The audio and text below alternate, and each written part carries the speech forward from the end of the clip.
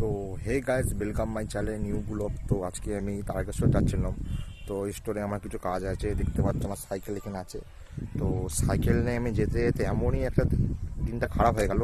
দেখো গাইস, আমার সাইকেলটাই লিক হয়ে গেছে। তো আমি এখন ফেঁসে গেছি, এখানে চাঁদুটের মাঠে আছে আমি। তো এখানে দেখেন তারকেশ্বরটাও অনেক দূর, কেননা মিনিমাম 5-7 মিনিটের রাস্তা পৌঁছে আসে, কিন্তু ঘর আমার মিনিমাম 10-15 মিনিট আছে।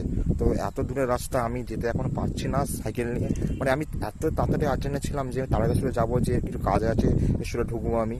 তো হতে কোনো হলো না, ঘর থেকে ফোন করলাম এখন। তো ভাই আমার আসছে সাইকেল নিয়ে। তো সাইকেল এক্সচেঞ্জ করে আমি এই সাইকেলটা দেবো, ওই সাইকেলের নিয়ে স্টোরে যাবো। দেখা যাক ভাই কতক্ষণ আসতে পারে। গাইস, আমার জীবনে এরকম কোনোদিন দুর্ঘটনা ঘটেনি। আজ ফার্স্ট টাইম সাইকেল নিয়ে 2 বছর পরে বেরিয়েছি, তা এরকম লিক হয়ে গেল। গাইস, কি করবো?